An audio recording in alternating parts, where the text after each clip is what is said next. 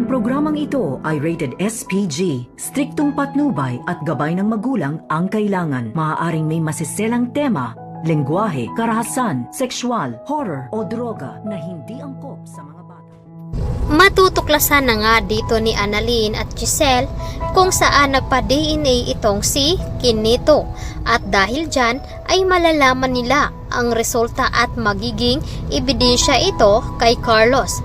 At dahil nga dito ay nagulat naman at napapaiyak itong si Giselle dahil hindi niya inaasahan na magkakaroon nga sila ng ebidensya laban dito kay Carlos.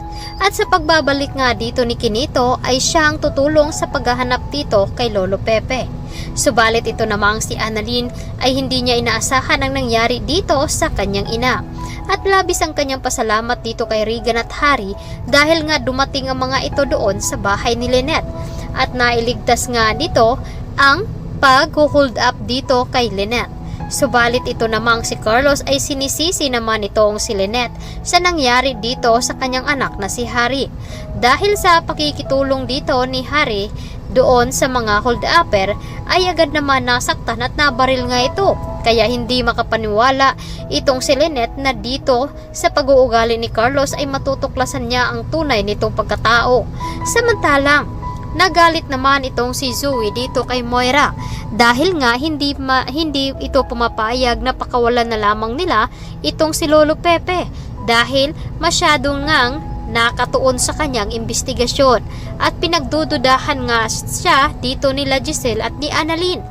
Nai-report naman agad nila ng pulis. Agad naman sinabi dito ni RJ na bakit nga daw nila itatago ang kanyang ama. Ano nga daw ang motibo? Agad naman sinabi dito ni Giselle na iisa lamang ang pakay ng mga ito kundi ang paghihigante. Ang hindi nila alam na meron itong malaking sikreto kaya nila ito tinatago. At sinabi rin dito ni RJ na dapat ay makaabot ng 24 oras upang kumilos ang mga pulis sa pag-imbestiga. At dahil dito ay naiiyak na lamang itong si Giselle. Agad naman lumapit itong si Annalyn dito. At agad naman sinabi ni Annalyn na baka may alam nga itong si Carlos dahil napatawag nga daw ito kay Zoe. At dito na nga pagdududahan nila itong si Carlos sa mga kinikilos kads. Tumawag naman ito si Lynette dito kay Carlos at tinanong kung anong oras nga daw ito uuwi. Ngunit nagalit naman itong si Carlos at sinabi niya na siya na nga daw ang magdidisiplina sa anak dito ni Lynette dahil masyado nga daw itong ini-spoil. Hindi naman nakapagsalita itong si Lynette na kahit nga gustong-gusto niyang ipagtanggol ang kanyang anak dahil hawak siya dito ni Dax. Samantalang sinabi naman dito ni Moira na dapat ay wag daw magpapahuli itong si Dax upang hindi nga sila madamay dahil pag nalaman dito kung sino ang nagutos at kung malaman dito ni Lynette na si Moira na naman ang may pakana ng lahat. Malaking gulo nga kapag natuklasan dito. Nasangkot rin itong si Carlos dahil nakikipagsabuatan itong si Carlos dito sa kanyang anak na si Zoe. At ito namang si Zoe ay pilit na pagtatalo dito kay Moira. At pati naman si Baladja ay hindi naman makapagdesisyon dahil gusto nga nilang pipirahan itong si Lolo Pepe. Ngunit sa pagdating dito ni Zoe ay pipigilan nila kung ano man ang gawin nila dito kay Lolo Pepe.